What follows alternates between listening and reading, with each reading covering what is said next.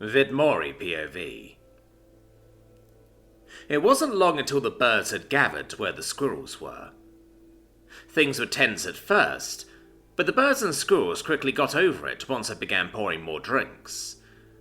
I'm not sure how I ended up becoming the bartender, but it's probably due to the fact that I'm the only one with hands big enough to even handle the bottle, and I couldn't even drink, even if I wanted to.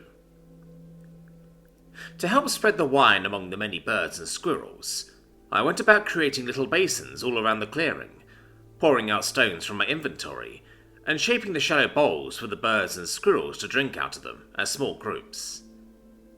I also came to realize that even though this bottle of wine is fairly larger than most bottles I'm used to, there was absolutely no way that there would be enough to get through the night, at least on its own. So to stretch out the wine a bit more, I diluted each basin with 2 parts water and 1 part wine. At first, I'm briefly worried that either of the groups would perhaps complain about the taste, but my fears are quickly squashed as both of the squirrels and birds happily and excitedly drink from the bowls. Right, the only experience most of these critters have with alcohol is fermented berries. Likely this wine, even while watered down, is better than anything they've had before. Turning my attention back to Jack and the squirrel boss, I watched as Jack sent away some birds with his bandana, while a group of squirrels were sent scampering off in a different direction. The unit squirrel then went about collecting the swaddle squirrel kits and taking them away to a certain tree that was nearby. Taking my seat back at the bench, I looked between the two, while flashing a bit of a smile. So what was all that about? Jack hopped up onto the perch I had made for him, before looking over to address me with a bob of his head. "Oh, I just sent some of the crew out to bring in some snacks and foodstuffs. We can't celebrate on an empty stomach after all, and alcohol always makes food taste better." He whistled cheerfully at that, before leaning over to the small bowl I made at the end of his perch, and sipping at the undiluted wine. Looking over at the squirrel boss, she smiled a bit, though I could tell she was already rather tipsy from the first couple of cups of undiluted wine she's downed at this point. "I sent some of mine off to make sure the kits are all put down for the night." She then looked up and met my eyes as she swirled around her stone cup, nursing her wine before speaking up once more. "And if what you say is true, then we won't need to worry as much about food this winter. So they'll be breaking into some of our stashes and bringing other sorts of foods for us to eat." "Oh? So are you already considering joining us?" I asked with a pleasant smile, before taking up the bottle of wine and topping off her cup with another splash, then doing the same for Jack, as the duo eagerly drinks it down. The squirrel boss squeaks out a hiccup before chuckling with delight. "Well, I don't see any reason not to. What you offered us brings a lot of benefits. Not to mention you handled our young with genuine care and gentleness. Someone who wasn't sincerely wanting to end the conflict would not have been as kind as you have been. Even that dumbass over there showed kindness to our young, even if he was hesitant." She mused, as she gestured over to Jack with her cup, before taking another deep drink from it. Looking over at Jack, it looked like he wanted to say something about her comment, but I could sense he didn't really have a good point to argue back about. So instead, he dunked his beak into the wine to drink some more, before sitting upright and letting out a low whistle. "The boss treats us all pretty well, and the people in his care are all good. Especially the kids," Jack mused, as he very slightly sways on his perch, before dunking his beak into the wine again, looking very similar to those drinking bird toys back home. The squirrel boss nodded intently, looking fairly thoughtful. "That's good to hear. Are you expecting us to move to live closer to this people town of yours?" she asked, while setting the stone cup down and leaning forward on the table before her. Now that's a good question. Do you all actually have a home you all work around? I was somewhat under the impression that most squirrels just move from place to place. I countered in response, deciding to hear what she has to say first, before I answer her question.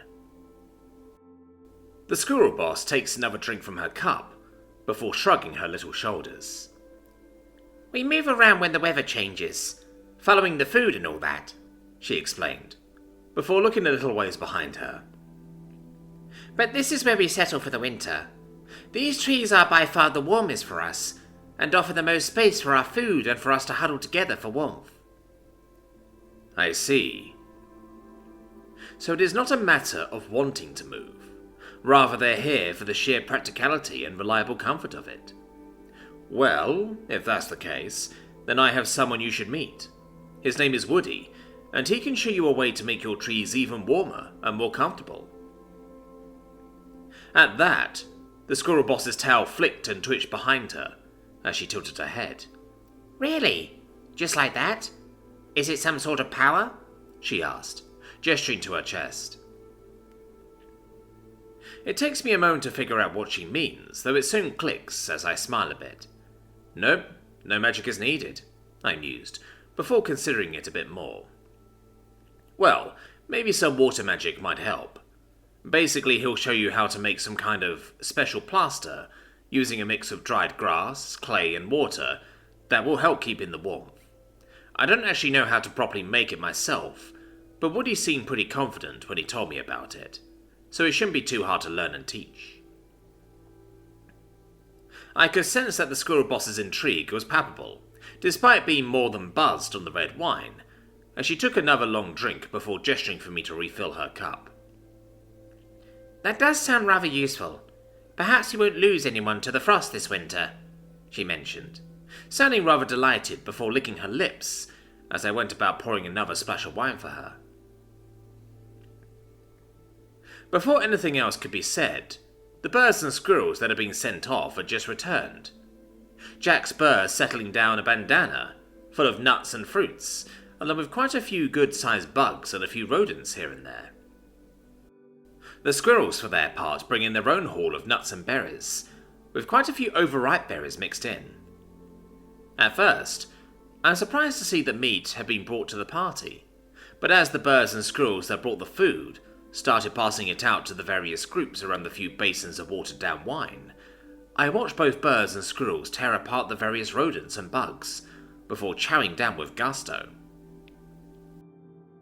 Sensing the lull in the conversation, as Jack and the squirrel boss start digging into their share of the food, I decided to fulfill my self-imposed role of bartender, going around to the various basins and topping them off, with only 1 part water and 1 part wine this time. By the time I got back to the table, the two were talking once again about something or another.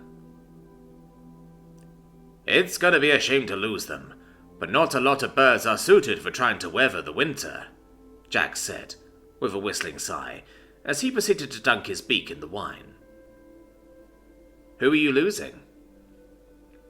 My curiosity got the better of me as I settled on the bench. If it's a matter of the weather, I'm sure I could figure out something to prevent anyone from dying from exposure. Jack whistled pleasantly as he looked up at me, seemingly sensing my concern. Don't worry, Vidmori, I'm not losing anyone like that. It's just that a lot of my crew are getting ready to head north for the winter. It's just nature, as most of them aren't hardy enough to survive and thrive in the winter like myself, and the others who are sticking around. I don't blame them, but it'll make patrolling harder for sure, he considered, before absently flapping one of his wings. I could feel the squirrel boss watch me as I spoke with Jack, a smile playing on her face as she chewed through the hard shell of a nut, spitting some shell out before digging into the fruit of the nut with her teeth. After another moment, she washed down what she had in her mouth with a gulp of wine before speaking up.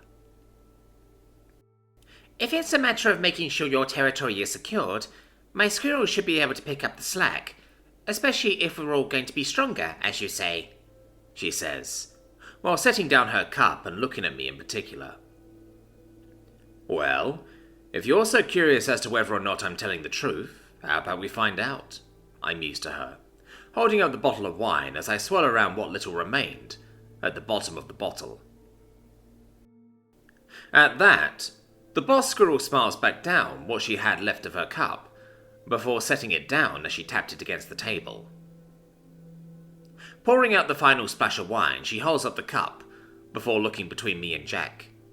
"I suppose a deal's a deal," she mused cheerfully, bringing the cup to her mouth and steadily draining it to the last drop, before flinging it over the edge of the table and wiping her mouth with her arm, looking more than satisfied as she let out a delighted sigh. "All right, Vidmori, I'll join you. What do I have to do?" she asked, placing both of her hands down on the small stone table before her to keep her balance, her tail flicking and swaying behind her. I couldn't help but smile with amusement at her gusto, glancing over at Jack before offering my hand to her. "Well, first I've got to give you a name. From there you'll get a large chunk of my mana, and then all you've got to do is share the mana amongst your squirrels." She curiously sniffs at my hand, before reaching out and holding the end of it. "A name, eh? Sounds neat. I hope you don't name me something stupid like Stripe or Fluffy," she mused almost mischievously, before hiccuping and steadying herself. I chuckled softly at that, before shaking my head. "I'll do my best. How does Diona sound?" I offer. And at that, I could feel a surge of mana flowing from my mana core, all the way down to me. But the mana doesn't go into the squirrel boss just yet, as if she was still deciding. She looked thoughtful, even as she swayed while standing in place, my hand being the only thing keeping her properly upright at this point. After a pregnant pause, she hiccuped before smiling cheerfully up at me. "You know what? I like it, sure." With that, the mana began coursing into her, flooding her little body, as I watched her twitch and convulse. Her mana heart flared from the overflow of mana.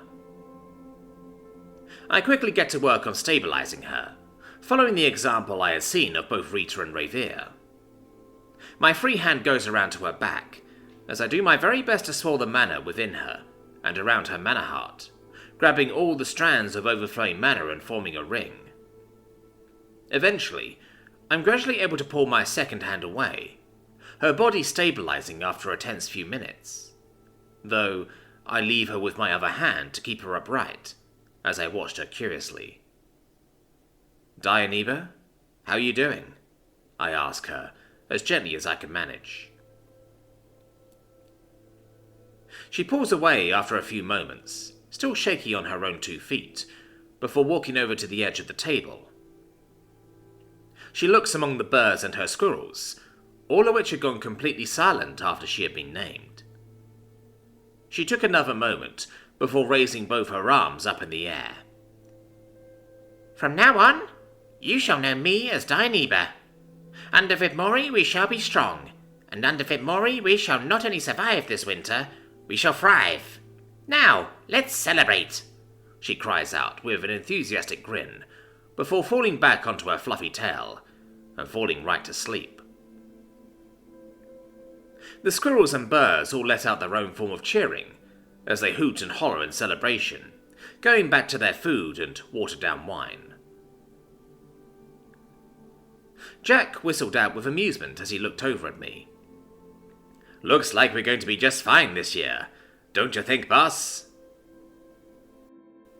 I chuckle a bit, gently picking up Diona and moving her away from the edge of the table. "I think you might be right. Just try not to provoke any more fights with other woodland creatures," I muse, before draping my poncho over Diona, once it became obvious she didn't plan on waking any time soon. Jack couldn't help but chirp out a chuckle, as he stretched and flapped his wings. "Why not? It turned out pretty well this time." Though that earned a half-hearted glare from me, as he averted his gaze. "Aye, boss.